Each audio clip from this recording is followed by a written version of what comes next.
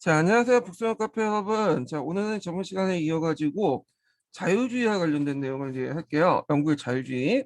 그러면 이제 자유주의가 뭔지에 대해서 좀 얘기를 해볼게요. 자유주의는 특정한 어떤 이데올로기나 어떤 체계적인 이데올로기를 가지고 있는 그 체제는 아니에요. 그래서 19세기 때 유럽의 중상층에 전반적으로 확산됐던 것이 이제 자유주의 이념이거든요.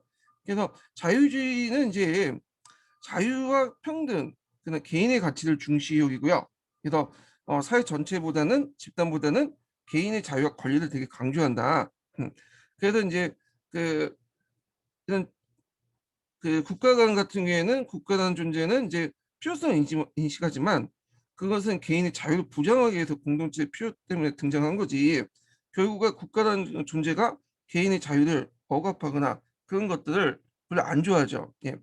자, 그럼 자유주의의 종류를 좀 볼게요. 자유주의는 크게 네 가지 종류가 있어요. 하나가 이제 정치적 자유주의, 또 하나가 문화적 자유주의, 또 하나가 경제적 자유주의, 또 하나가 사회적 자유주의, 이렇게 네 가지가 있는데, 자, 정치적 자유주의라는 것은 뭐냐면 어, 그 당시 이제 그 개인이 국가를 이루는 기본 아니에요. 그러다 보니까 이제 직접 이런 국가는 공동체에 참여해서 자신의 의견을 발표하고 권리를 행사할 수 있는 그런 것들을 이제 정치적 자유주의예요. 예. 그래서 이 정치적 자유주의하고 관련된 이제 내용이 선거법 획득하고 이제 관련돼 있죠. 예. 그래서 모든 시민들에게 참정권을 이제 주는 방향으로 이제 형성됐던 것이 정치 자유주의고요. 자, 문화적 자유주의라는 것은 뭐냐? 다른 사람의 피해를 끼치지 않는 한도에서 자신의 양심과 그다음에 생활 방식에 따라서 살아갈 수 있는 어떤 자유 이런 것들을 문화적 자유주의라고 하죠. 예. 그래서 이제 대표적인 것들이 뭐 성적인 자유, 종교적 자유, 사상의 자유, 그다음에 정부로부터 사생활에 침입하지 않는 자유, 뭐 이런 것들이 다 문화적 자유주의에 속해요. 자, 그다음에 경제적 자유주의는 뭐냐면 일명 이게 고전 자유주의라고 하죠. 보통 우리가 자유주의 할 때 이게 쓰는 말이 이제 경제적 자유주의인데 이거는 이제 뭐냐면 개인의 재산권과 계약의 자유를 강조하고요. 그다음에 이제 어 그 정부의 역할을 축소하고 정부는 그 야경 국가론 그러니까 치안이나 국방만 하고 모든 걸 다 시장에 맡겨라. 뭐 이런 이제 자유주의가 그 경제적 자유주의예요. 예. 이 경제적 자유주의가 이제 그 19세기 때 고전적 자유주의의 형태로서 이제 등장하고 오늘날도 뭐 세계화 논쟁과 함께 신자유주의라는 이름으로 등장하게 되죠. 자, 그 다음에 사회적 자유주의라는 건데 사회적 자유주의는 뭐냐면 자 개인의 자유를 지키기 위해서는 그 말뿐만 아니라 실질적 자유와 권리를 누릴 수 있도록 국가 사회가 도와줘야 된다. 예. 그래갖고 이건 이제 이걸 바탕으로 해서 그 당시 그 정부가 어떤 복지 정책 하는 거 있잖아요. 복지 국가를 만들고 그런 복지 정책을 하는 것도 다 이런 개인의 자유를 누리기 위해서 하는 것들이죠. 그래서 다른 자유주의 같은 경우에는 되게 소극적이에요. 예. 이거는 개인의 한도 내에서만 하는 건데 여기는 좀 적극적이에요. 그래서 국가가 개인의 어떤 여러 가지 그 경제적, 사회적 권리를 챙겨주는 적극적 자유를 어, 라고 할 수가 있죠. 자, 이 사회적 자유주의는 자유주의에다가 그 당시 사회주의 있죠. 사회주의적 요소를 받아지는 거예요. 그래서 이 사회주의적 요소가 되게 많아요. 그래서 사회민주주의 이런 요소들이 상당히 강하다.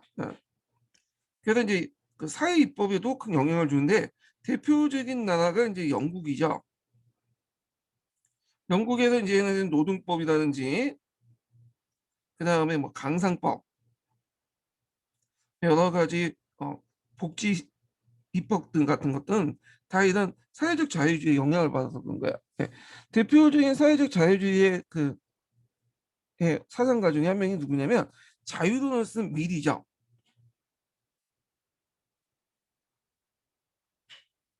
예.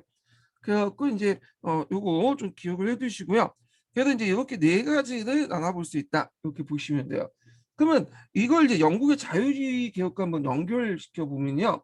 자, 일단 그 정치적 자유주의는 이제 영국에서는 어디에 해당할까요? 선거법 개정에 해당하죠. 선거 개정에. 그다음 문화적 자유주의 같은 경우에는 그 종교제가 연결되니까 심사정 폐지, 그 카톨릭 해방법 이런 데에 해당하겠죠. 자, 그다음에 뒤에 이제 경제적 자유주의 같은 경우에는 여러분들 알다시피 이제 자유방임주의 뭐 이런 것들과 연결돼 있죠. 그래서 이제 그 뒤에 좀 설명하겠지만 고물법 폐지 같은 것들이 들어가 있어요.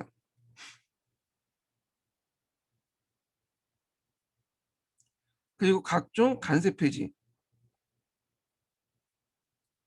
항해주의 폐지, 이런 중상주의적인 어떤 통제 정책을 폐지시키는 것이 경제적 자유주의야. 예. 그다음에 사회적 자유주의는 아까 전에 그런 노동법 관련된, 강상법 관련된, 공정법 관련된 그 관련된 내용들이 얘기하죠. 예. 그래서 강상법이라든지 노동법이라고 적어놨네요. 예. 이게 어, 공정법이죠, 공정법. 이런 것들이 사회적 자유주의의 특징이다. 이렇게 기억을 해두시면 돼요. 그러면 영국의 자유주의 특징이 뭐냐? 자, 영국 같은 경우에는 그 자유주의가 이제 위로부터의 점진적 개혁을 통해서 실현됐고, 되게 의회 정치 안에서 실현돼 있죠. 그리고 공리주의, 그러니까 벤담의 최대 다수의 최대 행복의 원리에 이끌어서 한 거죠. 벤담이나 이거 양적 공리주의고 질적 공리주의 이제 그 밀 같은 사람들의 내용을 바탕으로 했다. 이렇게 이제 보시면 될 것 같아요. 자, 그러면 관련된 내용을 이제 한번 읽어볼게요. 자, 서양사 그 개론 영국의 자유주의 개혁 관련된 내용 한번 보겠습니다. 자, 445페이지 펴보세요. 음.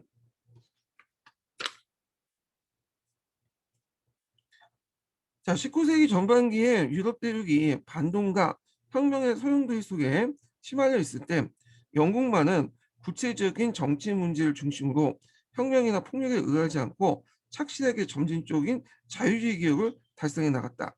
자, 이미 18세기 중엽부터 거대한 식민지 제국을 건설하고 18세기 말에는 본격적인 산업혁명이 진행되고 있던 영국은 나폴레옹 몰락 후 메테를 중심으로 한 보수적 반제 빈치지와 보조를 같이 하지 않았다. 그래서 전에 이제 전 시간에도 얘기했지만 영국은 사국 동맹이지만 그 사국 동맹 했던 일을 다 들어가 있지 않아요. 그래서 뭐 그 남미 그 독립을 할 때도 사국 동맹 베트남과 달리 지지를 했고요. 또 사국 동맹에 간섭하는 걸 반대를 했던 거죠. 그다음에 그 당시 이제 유럽에서 일어났던 자유주의 혁명에 대한 간섭 이런 것도 개입하지 않았죠. 예. 자, 그러면 이제 구체적으로 이제 영국 국내에서 했던 자유주의 기업 관련된 내용을 좀 볼게요. 첫 번째 볼 것이 이제 종교예요. 자, 그래서 이제 다른 사람의 피해를 끼치지 않는 이상 자신의 그 양심과 생활 방식에 따라서 살아갈 수 있는 권리가 문화적 자유주의라고 했죠. 예, 그 문화적 자유주의 안에 종교의 자유도 있어요. 그럼 종교의 자유를 어떻게 그 실천했나 이걸 좀 보면요. 1828년에 심사령을 폐지했어요. 자, 심사령이라는 것은 이제 예전에 한번 얘기를 했는데 찰스 2세 때 만들어졌죠. 이 찰스 2세 이제 친카톨릭 정책에 반대해서 만들었던 거 아니에요. 그래서 간직 취임 시에 국교의 의식에 따라 성체 성사를 해야지만 간직에 취임할 수 있어요. 그래서 국교의 의식에 따르지 않는 카톨릭 교도는 당연히 안 할 거고 청교도 애들도 성체 성사 자체를 반대했던 애들이기 때문에 하지 않죠. 물론 이제 청교도 같은 경우에는 충성서약으로 이렇게 대체할 수 있지만 청교도 입장에서 이것도 종교 자유를 침해하는 거다 해갖고 거부를 했어요. 그런데 그 1828년에 청교도에게 이런 충성의 서약을 안 해도 간직 취임할 수 있도록 심사령을 개정을 했어요. 그래서 예전했지만 여긴 폐지가 아니라 엄밀히는 개정이에요. 그리고 그 다음에 비 그 카톨릭 교도들에게 했던 카톨릭 해방법에 의해서 그 심사령에 있는 나머지 조항 있죠. 카톨릭에 대한 그 박해, 그러니까 이제 그 간직 침입을 이제 제한하는 국교도 의식의 성체 성사 내용을 없애버렸어. 그래서 신상 그 개정과, 그러니까 폐지라고 되어 있지만 카톨릭교도의 해방령, 요걸 두 개를 통해서 실제로는 심사령이 사문화됐다, 이렇게 보시면 돼요. 그래서 제가 이제 심사령에 대해서 검색을 좀 해봤는데, 그 심사령 내용이 그 폐지 연도가 그 스코틀랜드와 잉글랜드에 따라 좀 약간 다르지만, 실제 폐지는 이제 그 1860년대, 70년대 들어와서요. 그래서 28년도에 있었던 심상 폐지는 어미는 심상 개정이에요. 심상 개정. 예. 근데 뭐 교과서나 통로는 그렇게 적혀 있으니까 그렇게 외워두세요. 그냥.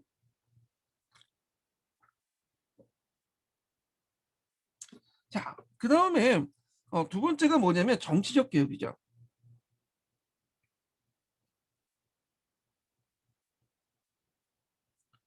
자, 자유주의 중에 이제 정치적 자유주의가 있다고 했죠. 그래서 시민들의 법을 바탕으로 해서 모든 그 시민들에게 참정권을 부여해서 자기가 속한 국가 공동체의 정치에 참여할 수 있는 이런 권리가 있어. 이게 정치적 자유주의예요. 예. 자, 그러면 그 당시에 참정권이 모든 사람한테 주어졌냐? 그건 아니죠. 일부 지주나 금융자본가들이 있었고, 산업자본가들이나 노동자 계층들은 참정권이 주어지지 않았어요. 자, 그러다 보니까 이제 참정권 운동이 펼쳐지겠죠. 그럼 한번 내용을 볼게요. 자, 1830년대 들어서 영국의 가장 중요한 정치적 문제로 부각된 것은 의회 개혁 문제로서, 이는 산업혁명 진행에 따른 인구 이동과 사회구조의 변화에 따라 제기되었다. 자, 그래서 이제 인구가 어디도 많이 갔죠? 예, 농촌에서 도시로 올라가죠. 사회구조 변화는 이제 새로운 계층들이 등장했죠. 노동자와 산업자본가들. 근데 인구 이동에 따라 도시로 많이 인구가 집중됐지만, 선거구는 농촌이 더 많고, 사회구조에 따라 노동자와 산업자본가가 등장했지만, 이들은 참정권, 선거권이 주어지지 않았어요. 자, 영국에는 명예혁명 이후에 아무 변화가 없었고, 여전히 지지층이었던 젠트리와 약간의 자유 직원인 대상인과 금융업자로 구성되었다. 그래서 유권자 수도 성년 남자 6분의 1에 미달하였다. 그러나 산업혁명이 진행됨에 따라 여기부터 이제 선거권 개정의 배경이죠. 산업혁명이 진행에 따라 중산계급의 힘이 강화되면서 새로이 신흥자본과 노동자 계층이 형성되고, 신흥공업 도시들의 출현과 더불어 농촌 인구의 도시로부터 이동 형상이 현저했다. 자, 이러한 사회경제적 변화는 의회 구성과 선거권 모순으로 드러났고, 그리고 이런 그 이 개혁은 거의 불가피하게 됐다.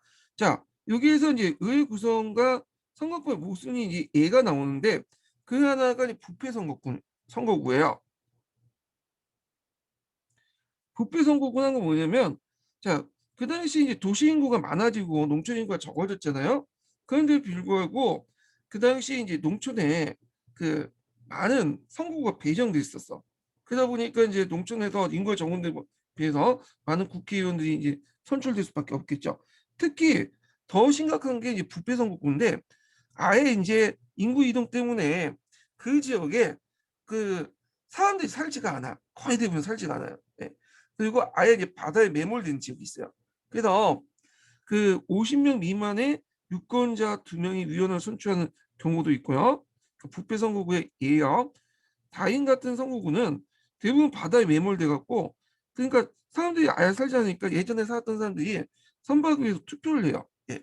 자, 근데 이제 이에 반해서 이렇게 부패 선거구는 이제 인구 아무리 적어도 아예 없어도 선거구가 존재하는 데 반해서 맨체스터나 리버풀 같은 이런 도시들은 이제 신흥 도시들이죠.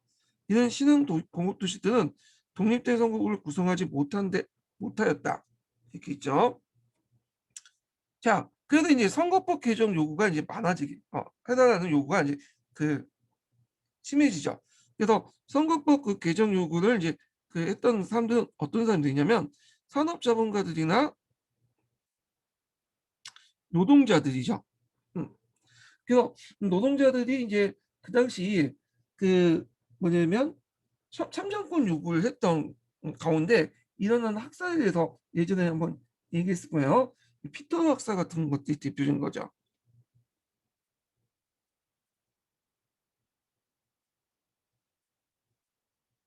근데 그 당시 토리당 정권은 이걸 이제 뭐냐면 막기 위해서 군대를 동원, 경찰 동원해갖고 그 뭐냐면 진압을 했죠. 예, 그 예전에 한번 제가 전 시간에 얘기했을 거예요. 자, 그때 이제 시그당이 선거법 개정을 제출하죠. 자, 이때 선거법 개정은 이제 1차 선거법 개정이에요.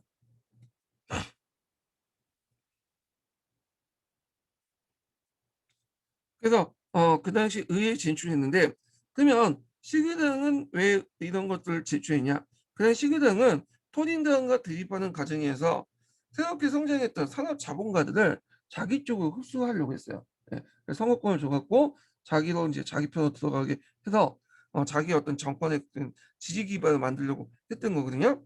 결국에는 이제 그 토리당이 반대임에도 불구하고 1832년에 일본의 그 선거법 개정안이 그게 통과되게 되죠. 그래서 그 주된 내용은 이제 쭉 나와 있는 두 가지로 구성됐어요.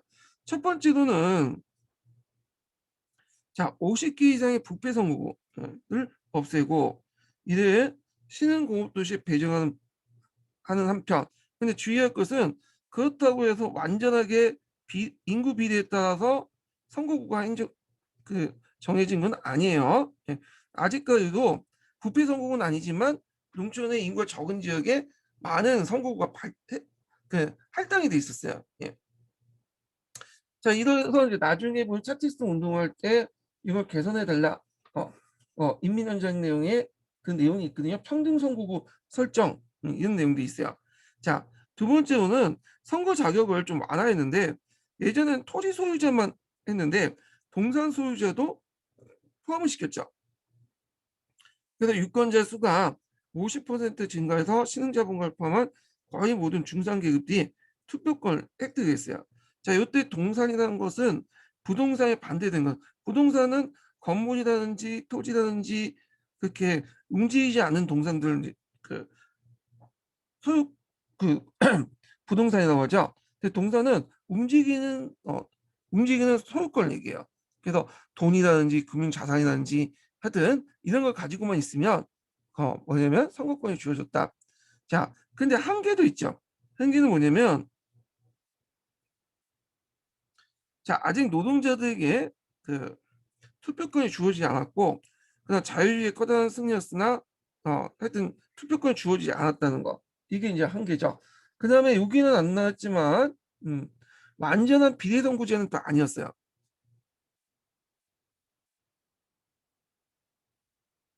그래서 안전한 인구에 따른 비례선거제는 아니었다.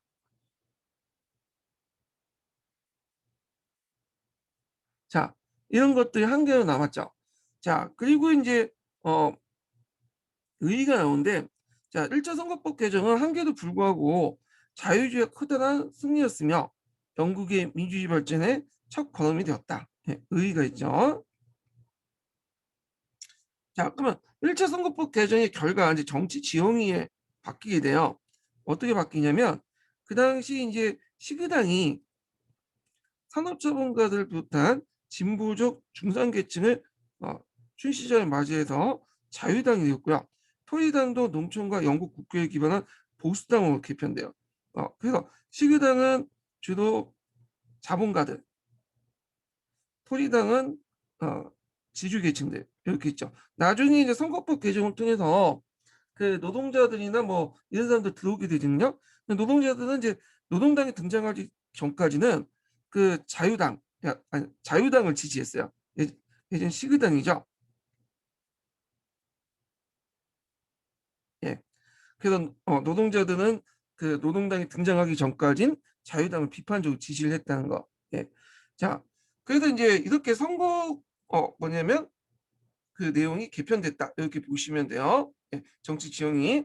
근데 이제 자유당과 보수당은 상대적으로 자유당이 좀 진보적이고 보수당이 좀 보수적인 뿐이지 실질적으로 얘네들이 추구하는 거는 중도 자유주의라고 보시면 돼요. 그러니까 우리나라하고 비슷하죠. 우리나라도 뭐 국민의힘이라든지 그다음에 열린우리당 뭐 이런 당들 있잖아요. 그래서 뭐 열린우리당이 진보, 국민의힘이 뭐 그 보수 이런 식으로 얘기하지만 실질적으로 진보의 관점, 진짜 진보의 관점 볼 때는 다 뭐냐면 중도나 보수에 불과해요. 예. 근데 그 안에서 이제 좀 약간 색채가 진보냐 보수냐 어떤 차이가 있는 것처럼 자유당도 보수당도 뭐 완벽하게 뭐 진보, 완벽하게 보수 이런 개념이 아니에요. 얘네들도. 자, 하여튼 1832년부터 이제 선거법이 거듭 개정되면서 선거권이 확대되자 두 정당은 대중정당으로 이제 성장하게 되었다. 자유당과 보수당은 그 지지세의 차이가 있긴 했지만 결국에는 계급적인 것이 아니었고 전자는 진보적이었고 후자는 보수적인 차이가 있었으나 그렇게 선명한 것도 아니었어요. 둘 다 중도 자유주의를 추구했던 정당이에요. 자, 오히려 두 정당은 일찍이 확립된 의회정치의 정통에 입각해서 타협과 선의 경쟁을 통해서 영국의 자유주의 발전에 크게 공헌했다. 그래서 이렇게 이제 그 양당 제재가 이제 형성되고 서로 간의 경쟁 체제가 형성되면서 비록 이제 지지 기반이 좀 약간 다를 수 있죠. 보수당은 그 지주계층들 좀 그다음에 자유당은 산업자본가나 노동자 이렇게 있지만 서로 자기들 끌어들이기 위해서 그 뭐냐면 표를 끌어들이기 위해서 그 당시 여러 가지 자기들 상대방이 요구했던 그런 정책들을 또 수통합하고 그러면서 이제 성장을 해요. 네. 자, 그런 것이 독일하고 좀 다른데 독일 같은 경우에는 의회는 존재하지만 의회 내에서 그 당시 다양한 국민들의 어떤 목소리를 들어주지 않죠. 되게 지주나 자본가들 목소리만 들어주잖아요. 그러다 보니까 밖으로 나가 투쟁을 하죠. 노동자들도 밖으로 나가 투쟁해. 왜냐하면 3인당이 있지만 3인당이 그렇게 큰 힘을 발휘하지 못하죠. 그건 좀 나중에 얘기하겠지만 그러다 보니까 의회에서 모든 걸 해결하는 것보다는 밖에 나가서 길거리에서 해결해. 그러다 보니까 이제 노동조합이라든지 이런 것들이 되게 강성해져요. 예. 자, 이런 것들이 연구가 좀 차이가 있어.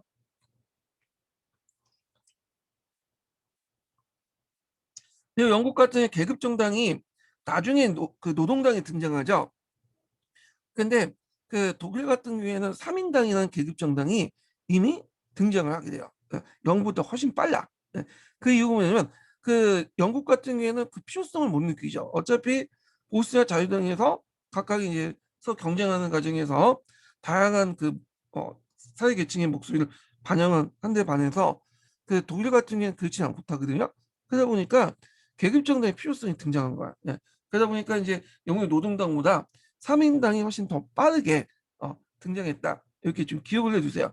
이게 관련된 내용이 서강조에 나와 있더라고요. 자, 그 다음에 이제 여기에서 이제 선거법 개정에서 요거 1차 선거법 개정만 뜬 것은 아니고 뒤에 이제 여러 번 개정이 있거든요. 자, 그러면 그 개정 내용을 좀 볼게요.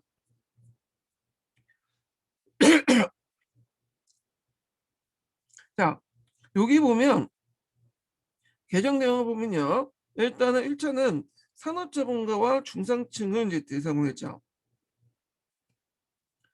그다음에 이제 2차 때는 그 당시 이제 1차, 2차 사이에 뒤에 얘기했지만 차티스트 운동이 있어요.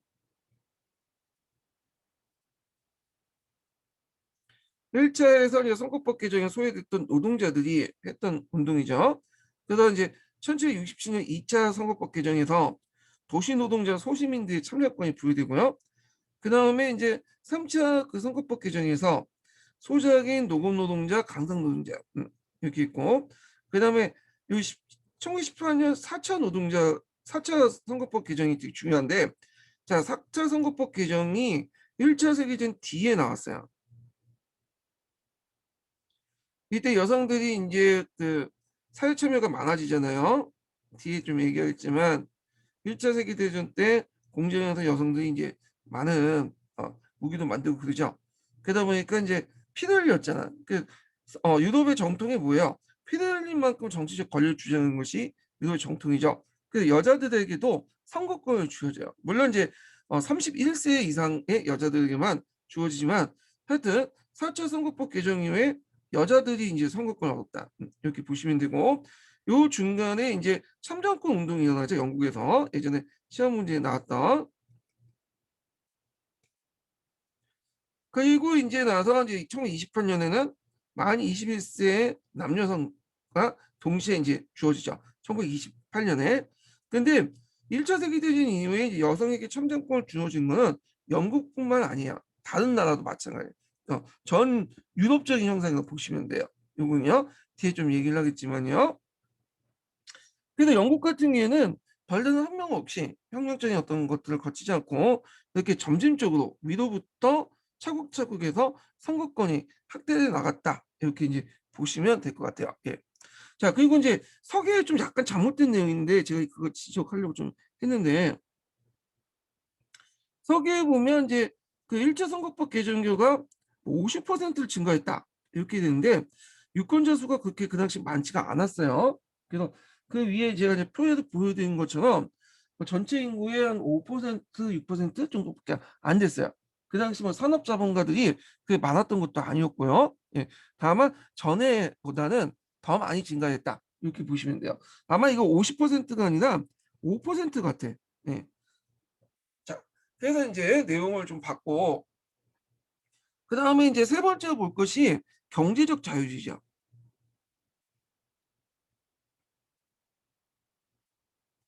자, 경제적 자유주의의 이제 대표적인 공물법 폐지 그런 것들이 들어가 있는데, 경제적 자유주의는 앞에 언급한 것처럼 모든 걸 시장에서 내버려둬라.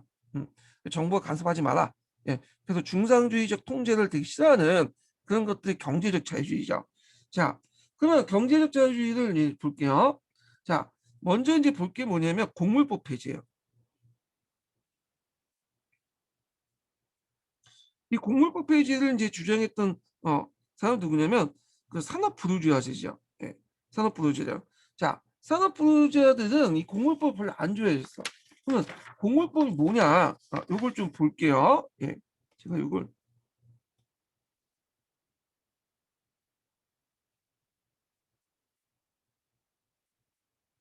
자 여기 좀 보죠. 음, 보이시죠? 예, 띄어가지고 이제 좀 해야 될 것 같아요. 자, 공물법은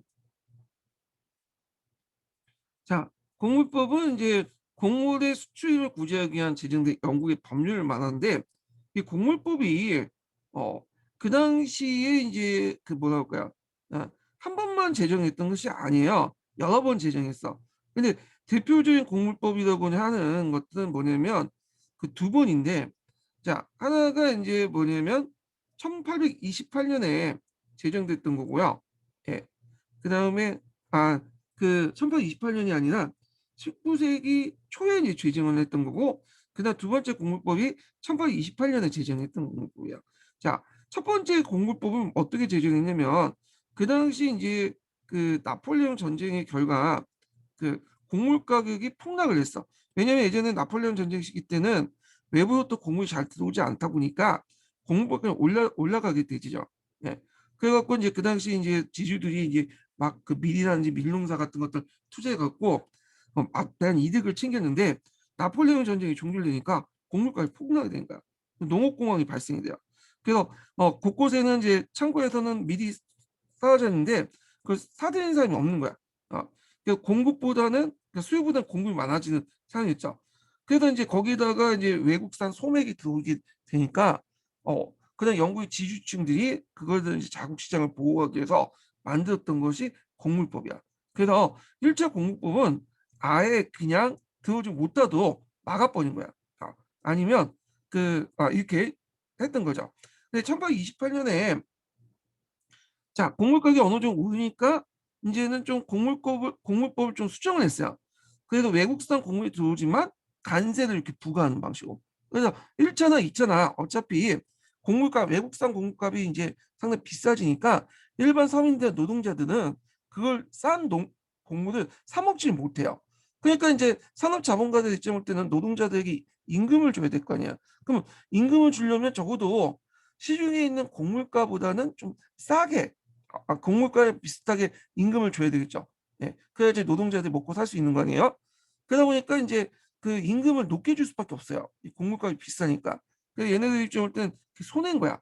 그래서 산업자본가를 중심으로 해갖고 콜볼튼과 브레이튼을 중심으로 해서 맨체스터에서 반공물법 동맹이 형성이 돼요.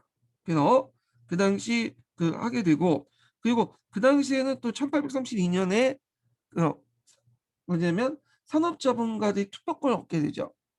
그래가지고 그들의 이제 힘이 강해지기 시작해요. 결국에는 1946년 페일 내각 때 공물법이 폐지되었다, 이렇게 보시면 돼요. 예. 그래서 공물법이 폐지되면서 어, 값싼 외국산 물품들이, 그 밀들이 들어오게 되었다, 이렇게 보시면 돼요. 그래서 공물법이 폐지될 수 있었던 이유는 그 당시 의회에 진출했던 산업자본가들의 힘이었다. 그때 의회에 어떻게 진출할 수 있었냐? 제1차 선거법 개정을 통해서 진출할 수 있었죠. 예, 이런 거와 연결시켜서 좀 보시면 될 것 같아요.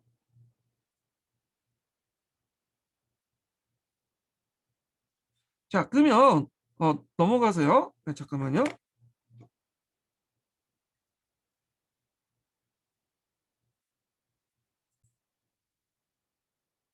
자, 그러면 이제 계속 읽어볼게요.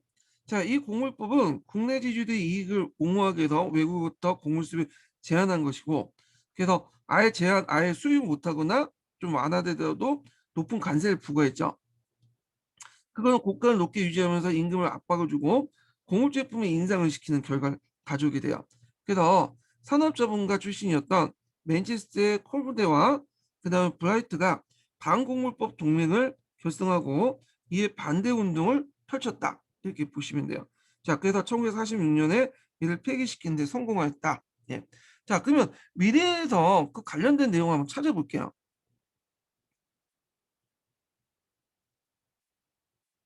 자, 미래연구가 147페이지 잠깐 펴보세요.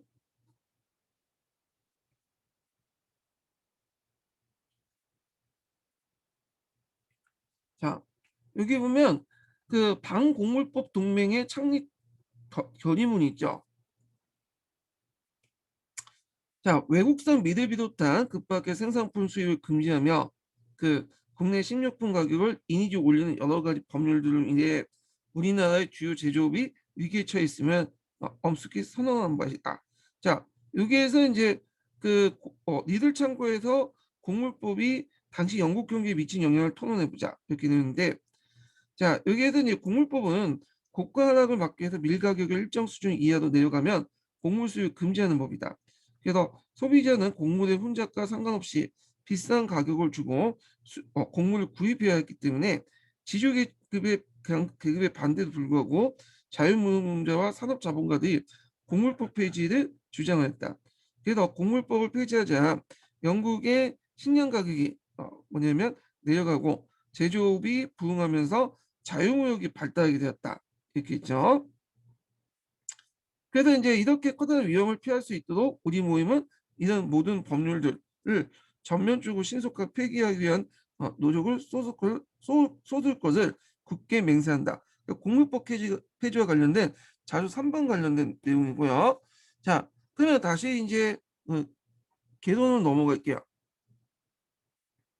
자, 이어 더불어 원료와 공업에 대한 보호 관세를 차례 폐지했죠. 예. 이것도 자유무역주의에 어긋난 거죠. 참고로 영국은 이 제국주의 시대 때 유일하게 뭐냐면 자유무역을 유지했던 나라.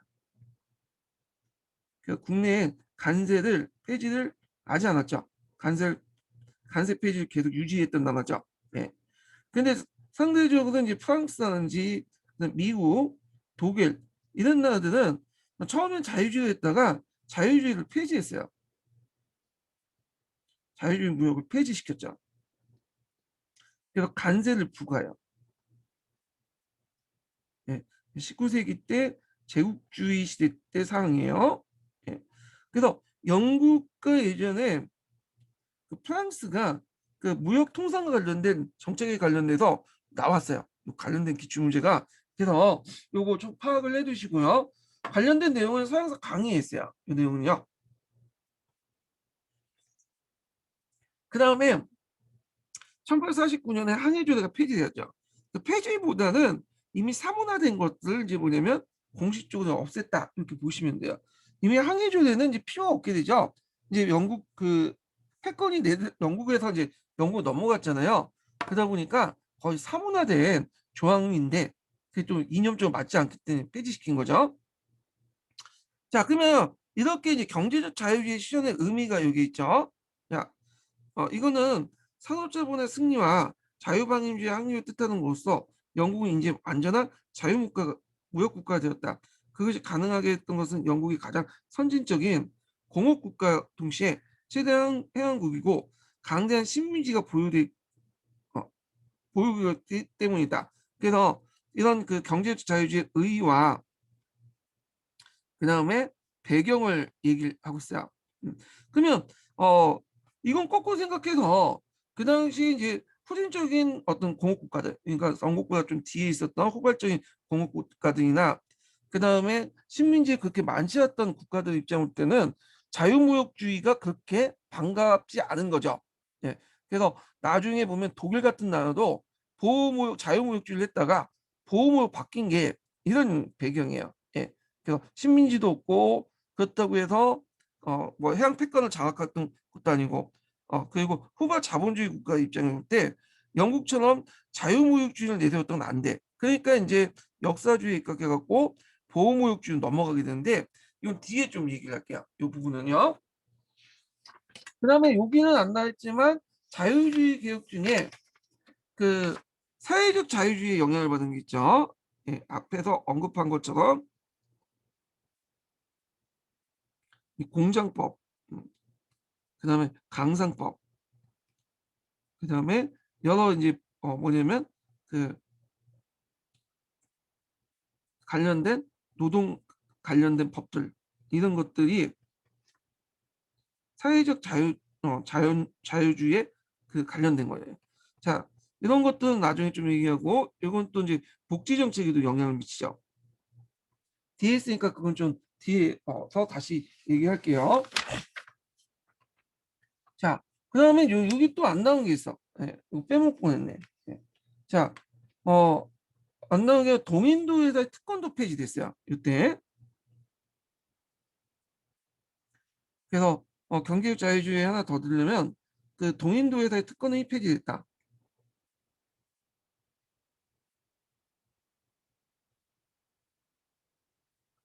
자, 그래서 동인도에서 특권이 폐지되고 동인도에서는 인도나 중국의 어떤 무역 독점권을 가지고 있는 회사를 얘기하죠. 자, 이 동인도에서는 나중에 또 특권까지 폐지될 뿐만 아니라 나중에는 세포의 반란 때는 해체돼요. 네. 자, 요거는 동인도에서 관련된 내용은 뒤에 좀 다시 얘기를 하기도 하고요. 자, 그 다음에 이제 다음 장 넘어가 볼게요. 아이고 관련된 내용 중에 이제 서강자 관련된 내용 한번 읽어볼까요? 네, 369페이지.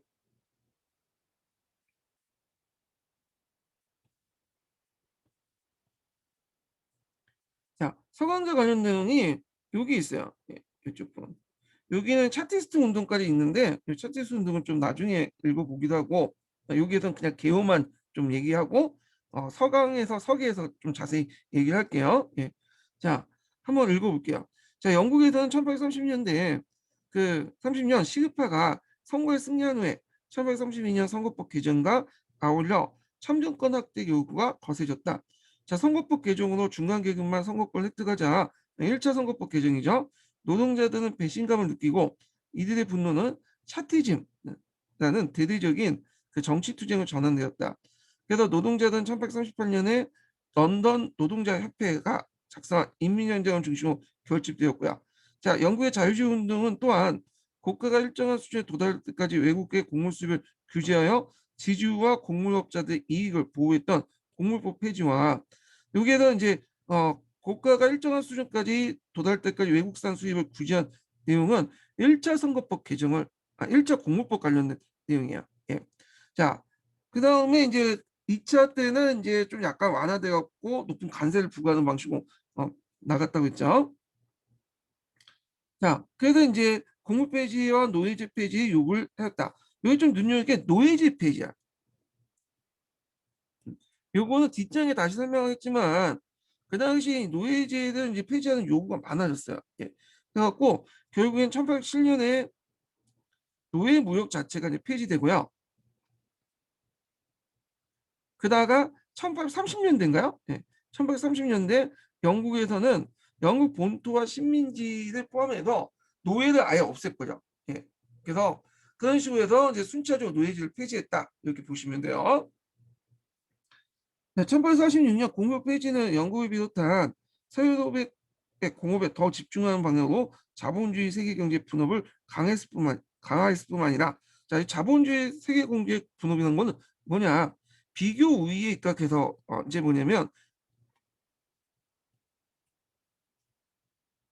자유무역을 통해서 행해졌던 체제죠. 그러니까 각각 국가들이 고립된 형태로 모든 것을 자국에서 생산되는 게 아니라 이게 자유무역을 통해서 자기가 상대적으로 유리한 부분을 특화된 부분을 생산하는 거야. 그래서 영국 같은 경우에는 이제 공장이 많으니까 어, 공산물들을 생산하고 다른 나라들은 이제 그 당시에는 그 공장이 별로 없겠죠. 그래서 얘네들은 그 공산품을 생산하는 것보다는 주로 이렇게 밀 같은 농산물을 생산하는 거야. 그래서 각각의 집중적으로 이제 뭐냐면 투자를 해갖고 자유무역을 통해서 교환하는 체제.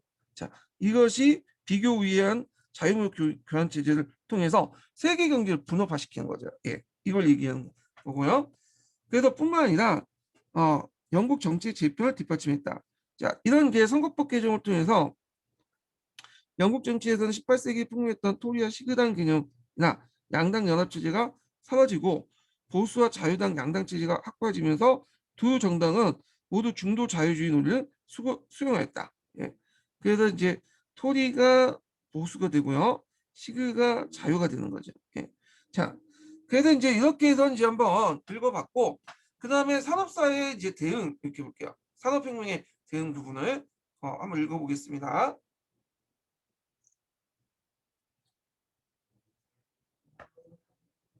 자, 먼저 이제 볼 게 이제 고정경제학 관련된 내용을 좀 볼게요. 자, 고정경제학은 예전에 한번 기출문제 나왔어요. 자, 고정경제학은 그 경제학의 원류를 얘기해요. 본바탕을 얘기한 거죠. 경제학이 막 탄생할 당시에, 근대 경제학이 탄생 당시에 형성됐던 최초의 근대적 어떤 학문, 경제적 학문을 고정경제학이라고 해요. 예. 그래서 이 고정경제학자들은 되게 보면 이제 그 자유주의자들이죠. 예. 경제적 자유주의자들. 대표적인 이제 사람이 이제 초창기 사람이 에단 스미스가 있죠. 그리고 약간 뒤에 있는 사람이지만 맨델슨과 리카도 같은 사람도 있어요. 그 다음에 이제 고전 경제학에 좀 들어가는 밀 같은 사람이죠. 이 사람은 또 사회적 자유주의를 주장하죠. 얘네들하고 좀 약간 대척적인 사업 유치했던 인물인데, 자, 요 애들 에단 스미스, 맨델슨, 리카도, 밀, 이거 예전에 기출에 다 언급됐던 사람이야. 그래서 자, 한번 볼게요. 산업혁명으로 야기된 급격한 사회변동에 대해서 보전적 자유주의자들은 그 당시 이제 개인주의 입각한 자유경쟁과 자유방임을 기본적인 신념을 하고 있다. 자, 고전경제의 초석을 이루었던 사람은 전 시간에 읽었던 에단 스미스죠. 에단 스미스는 중상주의적 간섭과 통제로부터 경제활동에 해방되어 개인의 자유로운 활동에 맡겨야 된다는 맡겨진다면 경제의 발전은 물론이지만 사회 전체의 복지가 증진될 것이라는 미래의 낙관적이고 밝은 전망을 해놨다. 그래갖고 이제 정부가 간섭하지 말고 모든 것을 보이지 않는 손, 시장이 간섭하도록 해라. 시장이 모든 걸 결정하도록 해라. 그래서 시장에 의해서 공급에 따라 가격이 결정되잖아요. 예, 이게 이제 보이지 않는 손이죠. 그래서 정부의 역할을 이제 야경 국가론에만 이제 한해서 치안이나 국방만 이제 한정시켜서 봤던 거고, 그리고 누가 지지해 준다고 했죠? 산업자본가들이 이 이론을 지지해 줬다고 했죠. 자, 그 다음에 이제 19세기 초에 멘델슨과 리카르도가 이제 등장을 해요. 자, 근데 이제 멘델슨, 리카르도는 그 앞에 이제 아담 스미스의 이론을 받아들였지만 좀 차이점이 있어, 이 사람은.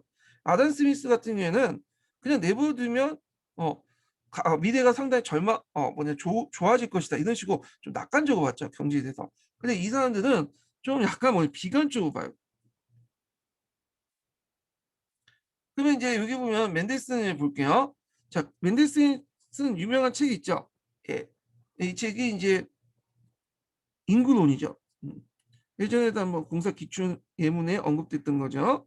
인구는 억제되지 않으면 기하급수 증가되고 뭐냐면 식량은 산소급수적으로 증가할 뿐이다. 이렇게 했는데 그래서 서로 증가하긴 하지만 인구는 이런 식으로 증가한데 비해서 이에 반해서 식량은 이렇게 작게 이제 증가하는 거죠. 네, 인구에 비해서. 자, 그래서 유명한 인구 법칙을 제시했고 인구의 무한한 증가는 빈곤과 악동을 낳고 노동자의 임금을 저하시킨다고 설명했다. 그리고 노동자의 빈곤의 주된 책임은 양육할 자신이 없으면서 일찍이 혼인하여 아이를 낳는 노동자 자신이 있으며 예. 그러니까 사회 문제가 아니라는 거죠. 이거는 개인의 문제야. 자, 이에 대한 시장적으로 만원과 출산율이 저하지만 그것이 잘 이행될지 의문은 이라는 비판적인 태도를 취했다. 이렇게 있죠. 근데 이런 맨델슨의 이런 법칙들은 어디에만 해당한다고 했죠? 정근대 사회에서만 해당하는 거예요. 오히려 산업혁명 결과 그 당시 수학체감의 법칙이 적용되지 않게 되죠. 생산력이 발전되면서. 그래서 인구는 이런 곡선이 아니라 이런 곡선으로 이제 올라간다고 했죠. 두 번째가 리카르도예요. 리카르도. 리카르도는 노동자의 임금을 낮추자는 의견뿐만 아니라 맨델슨 낮추자고 했잖아요. 근데 얘는 구체적으로 좀 제시했어. 얼마큼 줘야 되냐? 노동자 임금은 금주인이 원할 정도만 저임금을 줘야 된다. 임금의 철칙을 제시했죠. 예. 이 임금의 철칙이 후에 이제 어떤 경제학자에 큰 영향을 주는데 임금이 오르면 오를수록 장기적으로는 노동자들의 이익을 보는 것 같지만 결국에는 수요가 점점 적어져서 그러니까 공고에 비해서 노동의 어떤 공고에 비해서 수요가 적어져서 다시 임금이 낮아지게 된다. 뭐 이런 것들 주장을 하게 돼요. 자, 그래서 그가 이제 움직이는 경제 움직이는 3요소가 있는데 그게 이제 뭐냐면 지대, 이윤, 그다음에 아 지대와 이윤, 그다음에 노동, 임금, 3대 요소를 보죠. 그래서 토지나 강산의 소유자가 받는 지대가 있고요. 땅을 빌리니까 기업가들이 기업 운영을 통해서 얻은 이윤이 있고, 그다음 노동자가 받은 노동을 통해 임금이 있죠. 그 중에 제일 큰 것을 지대로 봤어요. 지대. 그래서 지대의 옥이 커지는 반해서 임금과 이윤과 임금의 옥은 줄고 그나마 임금이 노동시장의 수요와 공급의 원칙에 따라 인구 압력으로 최저임금을 유지한다. 이렇게 본 거죠. 자, 그래서 상당히 비관적으로 봤다. 이렇게 보고 있어요. 이상은. 그래서 이제 오늘날 말하면 자산소득보다는 자산소득의 어떤 근로소득보다는 자산소득의 어떤 걸 통해서 이익을 얻는 것이 더 많다. 그래서 자산 같은 경우에는 이제 토지라든지 건물이라든지 이런 것들을 얘기하잖아요. 그래서 근로소득은 내가 열심히 일해갖고 얻는 걸 얘기하고. 근데 이거 맞는 것 같아. 지금 아무리 열심히 일해도 왜냐면 돈을 많이 벌지 못하죠. 그렇게거는 자기 토지나 이런 것들을 가지고 있어요. 건물.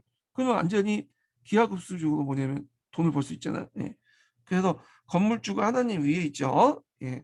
자, 오늘 이제 그 상황을 예측한 것 같아요. 정확하게. 예. 그래서 땅을 가지고 있으면 언젠가 그 땅값이 오르더라고. 예.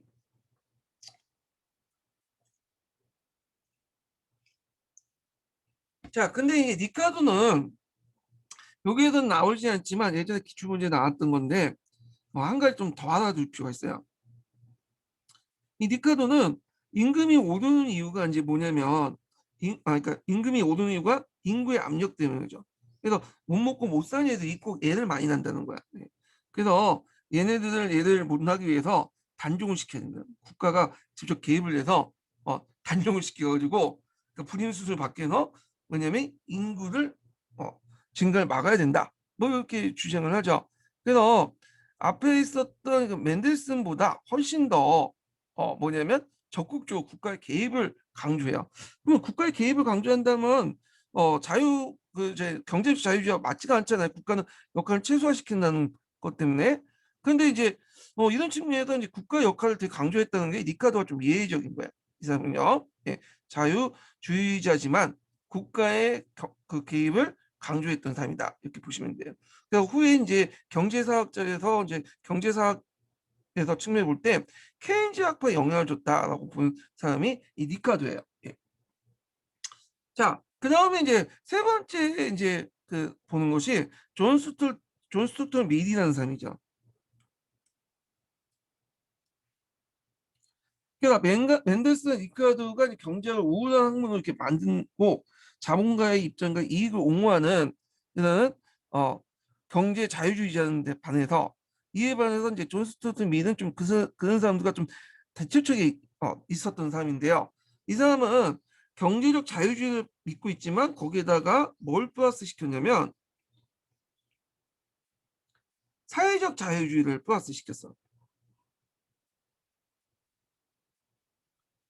사회주의 요소를 좀 많이 수용을 했죠. 그래서 자본가보다는 노동자 편에 입각해서 왜냐면 그 경제 영상을 바라보려고 했던 사람이에요. 예, 존 스튜어트 밀. 이 사람이 쓴 유명한 책이 있죠. 자유론이라는 책이 있어요. 자, 그럼 내용을 볼게요. 그는 노동자의 저임금의 적극적 실정책을 주장하고 사회주의의 온건의 해결책도 부분적으로 수용했다는 거. 예, 그래서 이런 내용도 있고. 두 번째는 그는 노동자가 조합을 결성하고 노동자의 조합을 결성하고 협동체를 조직하여 높은 임금을 받고 이윤의 일부를 받도록 허용한다고 주장을 했다. 또한 세 번째로는 노동자들 보통성급을 요구하고 이를 위해서 최소한의 의무교육을 실시를 주장을 했고요. 그 다음에 이제 여성 해방의 또 선구자예요. 예. 오시슈 따지면 남팸이라고 이제 불렸던 그 원류죠. 예. 그래서 이제 요때 이제 여성 해방 운동은 이제 19세기 때니까 자유주의 페미니즘이죠.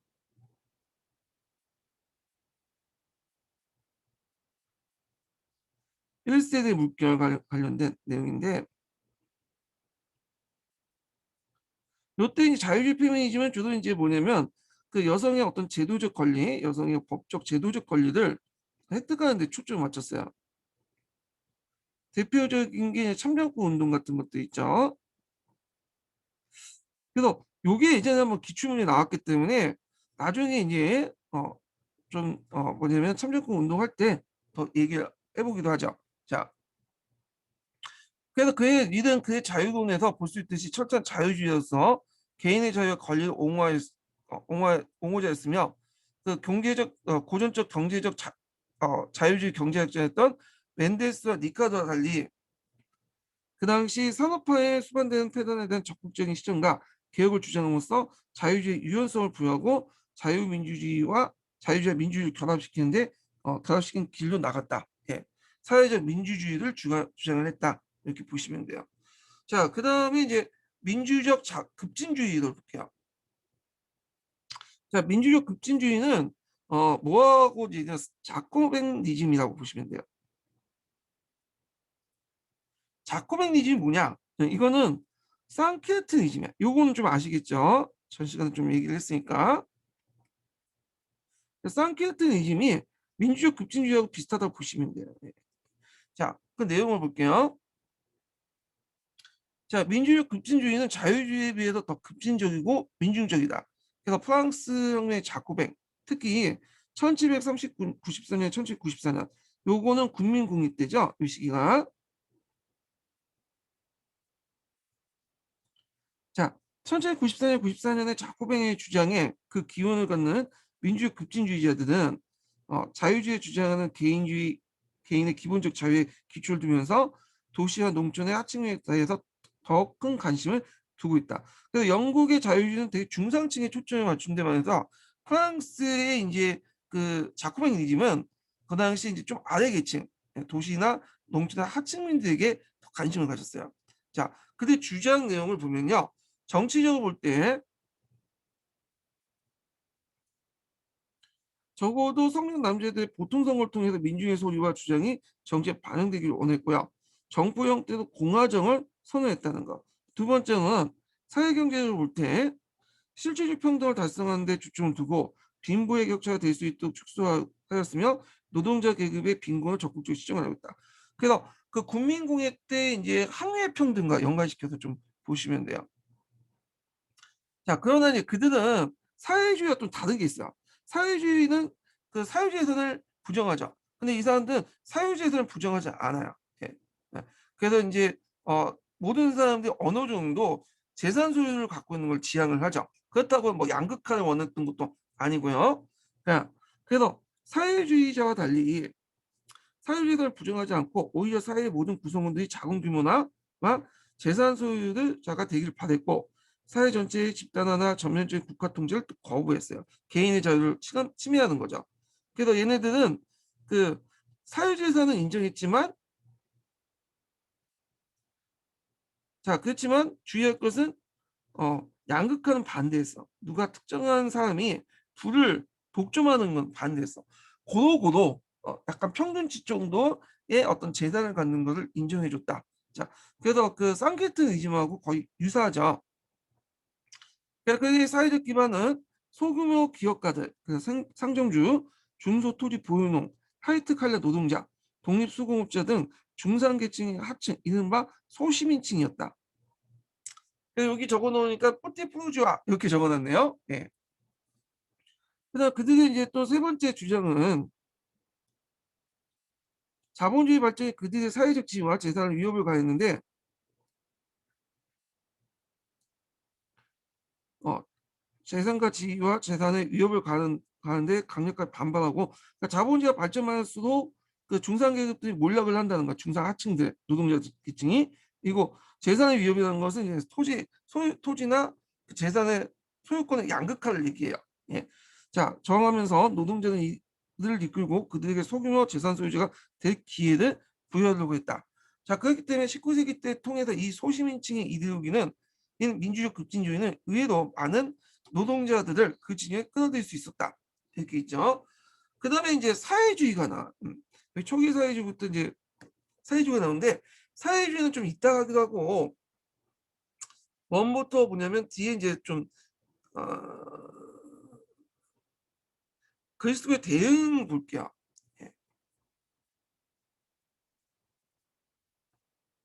뭐 이게 중요한 건 아닌데 그 당시 사회주의가 등장하니까 그리고 또 산업화가 됐잖아요. 그러니까 기독교 안에서 약간 비슷한 그러니까 사회주의와 비슷한 그런 것들이 등장하는데 이런 것들이 이제 그리스도 사회주의라고 해요. 예. 그래서 19세기 중엽에 그리스도 사회주의로 불리워지는 작은 집단이 영국에 나타났는데 실제로 그 실제는 영국 국회 선교직자들로 구성된 개혁주의자들이었다.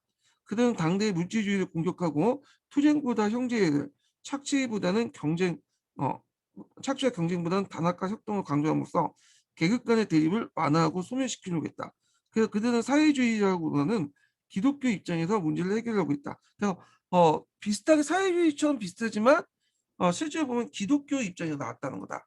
뭐 원시 기독교 뭐 그렇게 이제 보시면 되겠죠. 그래서 이제 대표적인 인물은 이제 흰진이라는 사람 같은 사람이죠. 사회소설 통해서 노동자의 비참한 생활을 묘사하고 런던의 노동자 대학을 설립하는데 협력하였다. 네. 그래서 카톨릭교 대응도 영국 국교에 비슷했으나 그들은 스스로보다 더 정확하게 그리스도적 민주주의, 또 사회적 그리스도교 이렇게 불렸다. 그래서 이제 그 교황 피우스 9세가 자유주의 호감을 보이는 듯 했으나 이효령은 보수주의 돌아갔고 그를 계승한 레오 13세 이어 그 카톨릭 교회는 당대 사회 문제를 전면으로 대응했다. 그는 1891년 발표한 사물에 관하여 책에서 해칙에서 그 당시 그 자본주의 패단을 지적하고 사회주의를 공격하면서 자본과 노동은 서로 필요한 존재이며 그리스도 정신 입각에서 문제를 해결할 걸 권고해서 카톨릭 노동조합 결성을 호소했다. 네.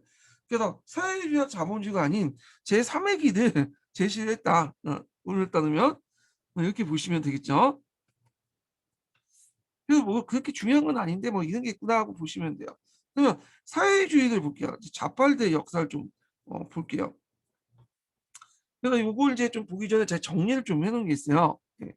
그래서 좀 정리한 걸 보고 좀 하죠.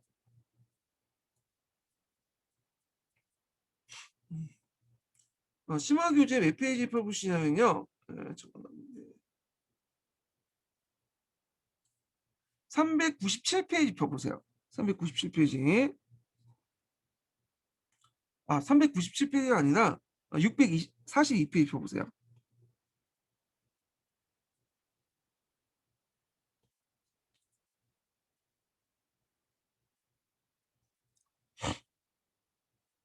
자, 여기에는 사회주의 정당 관련된 내용인데, 여기 이제 이거 이제 보기 전에 어떤 분이 이제 사회주의와 공산주의 차이점이 뭐냐 게시판에 물어본 적이 있다고.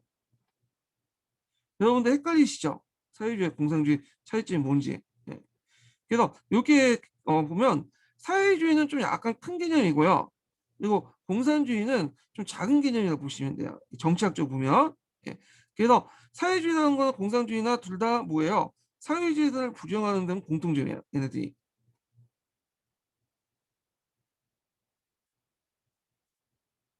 자, 근데 차이가 있어. 무슨 차이가 있냐면 사회주의는 이제 그 약간 이제 사회주의를 부정하면서도 그러니까 차이가 있는 게 아니라 좀 약간 이제 그 차이가 뭐냐면 그러니까 그 공산주의와 사회주의가 어떤 게 차이가 있냐면 자, 사회주의에서는 이제 부정한 건 마찬가지지만 사회주의는 약간 큰 개념이고 공산주의가 좀 작은 개념이야. 그래서 사회주의는 사회주의를 부정하는 모든 그 이념 단체를 사회주의라고 했어요. 예. 그래서 그 사회주의 안에는 뭐 오웬주의자도 있고 그다음에 생시몽주의자도 있고 등등등 여러 주의가 있고 그다음에 그 사회주의 안에 있는 게 뭐냐면 공산주의야. 음. 공산주의는 마르크스 이념을 엥겔스와 마르크스 이념을 추구하는 사람들을 그 당시 공산주의라고 했어요. 예, 공산주의. 근데 이 공산주의자들이 폭, 그 폭력을 이제 강조하거든요. 폭동도 많이 일으키고 그러니까 이게 다 점점 사회적 부정적으로 인식을 하게 돼요. 그래서 공산주의자들도 겉으로는 공산주의를 하지만 포기하고 뭘 내걸었냐면 사회주의 정당을 내걸었어. 네. 그래서 대표적인 게 러시아 사회당 같은 것들이 대표적인 거죠. 러시아 사회노동당 같은 이런 거 원래 그 마르크스주의 향하지만 공산주의 권수지 않고 공산당을 하지 않고 사회노동당, 사회당이라고 했잖아요. 예. 그래서 이제 이게 첫 번째입니다. 그래서 사회주의는 좀 여러 가지 큰 단체를 사회주의를 부정하는 일련의 이념 단체를 얘기하고 사회주의 안에 그 마르크스를 지향하는 단체가 공산주의예요. 예. 그게 이게 첫 번째 의미고 두 번째는 마르크스주의 안에 수도 있었어요. 이거는 잠깐만요. 이게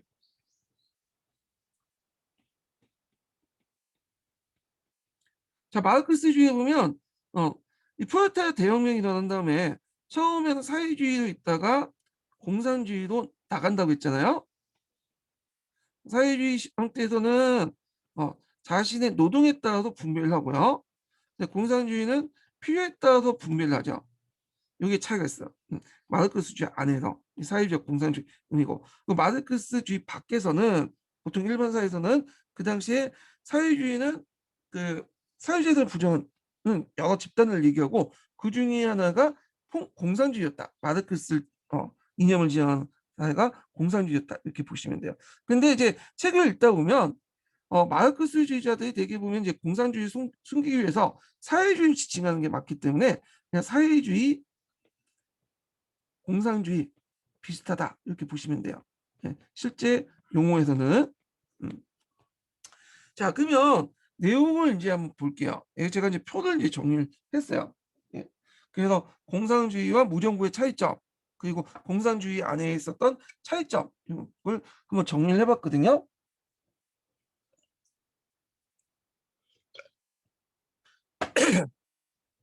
자, 요거 얘기하기 전에 제가 첫 번째 인증번호 알려드릴게요.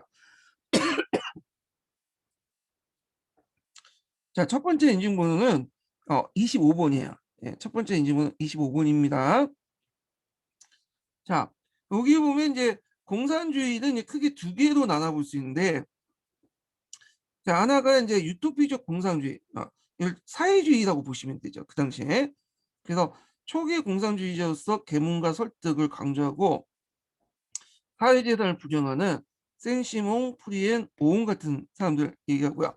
그 다음에 마르크스는 과학적 공산주의다 그죠. 예, 이렇게 과학적 공산주의, 유토피아 공산주의를 분류한 것은 마르크스가 분류한 거예요. 예. 그래서 여기에서는 이제 유토피아적 공산주의는 자본가와 협동해서 어느 정도 하자. 아, 계급혁명을 부정을 했죠. 근데 얘네들은 폭력적인 계급혁명을 통해서 공산주의 달성하려고 했어요. 그래서 생산수단의 변화에 따라서 사회발전 단계가 존재하고요. 그리고 하부 구조가 상부 구조를 지배하죠. 예, 사적 유물론, 5단계 발전론 이렇게 있죠. 이거 자세한 거는 뒤에 좀 강조할 때 얘기를 하고요. 그래서 정통 마르크스주의는 혁명 단계를 자본주의로 보죠. 자본주의가 최고도 발달된 시기 때 사회주의 혁명이 일어날 수 있죠. 이 혁명의 주체는 그 노동자로 보죠. 예. 그리고 이제 국가 존재와 사회주의 선을 대해서 이제 볼 때 일단은 유토피아적 공산주의나 마르크스주의 공산주의나 그 사회주의 폐지와 생산수단 공유는 동일해요. 근데 뭐가 차이가 있냐? 요게 이제 있는데 요게 공산주의 마르크스 이념에서는 사회주의 단계와 공산주의 단계가 구별시켜 놨어요. 이것도 이제 요거하고 비슷하죠. 이건 동일하지만 좀 차이는 있어요. 이렇게 사회주의 단계에서는 일시적 국가 존재를 인정해요. 필요하기지만 국가 존재를 인정하고 프로레타 독재를 하죠. 프로레타가 이제 국가를 지배하는 거야. 부르주아가 지배하는 게 아니라 생산수단의 국유와 사유재산법을 법적으로 폐지하고요. 노동에 따라 분명 자기의 일할만큼 가져가는 거죠. 네. 자, 그리고 나서 이제 어느 정도 얘네들 이제 뭐냐면 그 교육을 통해서 도덕화시키고 그런 다음에 공산주의 단계로 넘어가는데 고도의 생산력 발달과 교육을 통해서 도덕심을 안배시킨 다음에 그러니까 자기 것만 챙기는 사유재산만 챙기는 그런 인간의 욕망을 억제한 다음에 필요에 따라서 이제 분배한다. 그러니까 자기가 노동을 덜해도 필요가 많으면 너무 많이 가져갈 수 있는 거죠. 이때 단계에서는 국가 조직이 폐지되고요. 관리 조직을 구성하는 거죠. 따로. 혁명 조직은 뭐 특별하게 노동자 계급이 자발적으로 혁명 공개를 한다. 없어요. 특별한 조직은 필요 없고. 그 다음에 러시아 이런 그 마르크스주의가 러시아에서 또 번영이 되죠. 네. 중국에 와서 또 번영이 되고 러시아는 이제 맨세비키와 볼세비키로 나눠요. 뒤에 좀 얘기했지만 혁명 단계에서는 이제 맨세비키는 자본주의가 고도 발달된다는 거예요. 그러니까 마르크스주의와 동일하죠.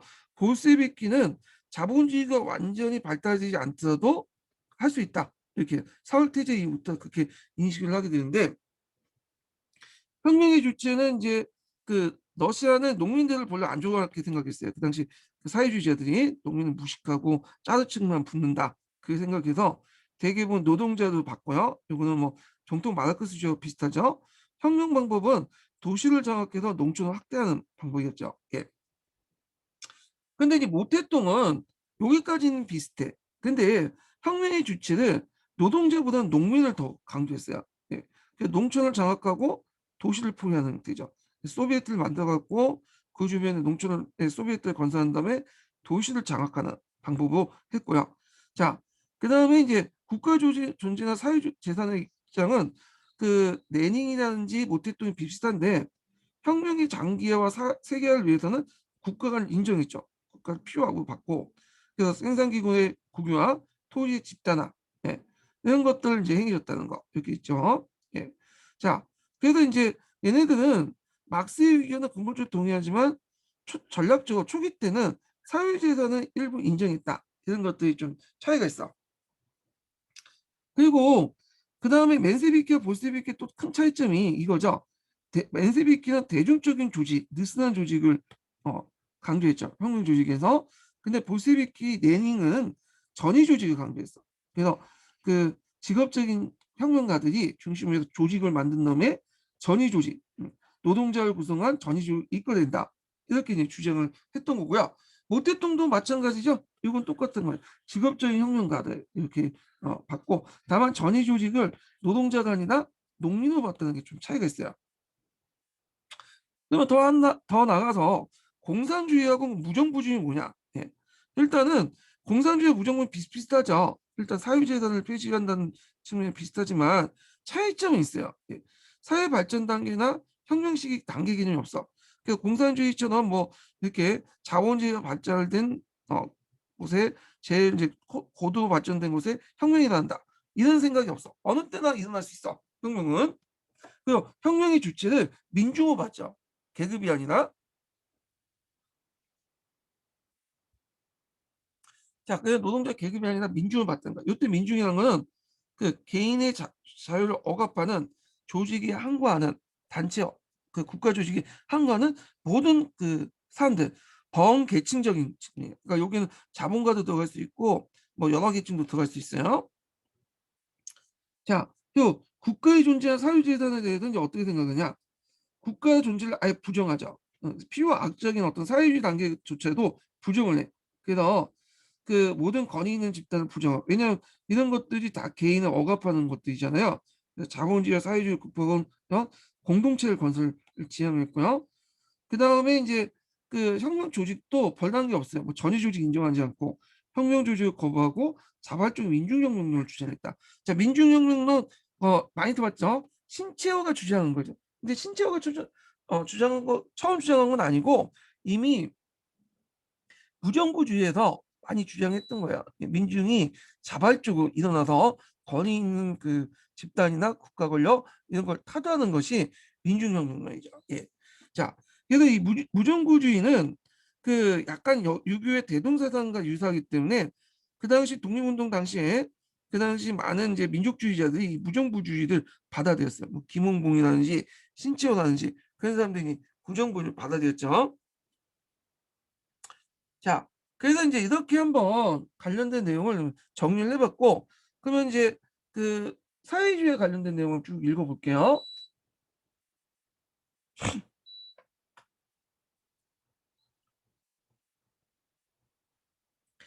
시간이 좀 됐기 때문에 서양사 개동 강독은 관련된 내용은 좀 쉬었다가 진행을 하겠습니다.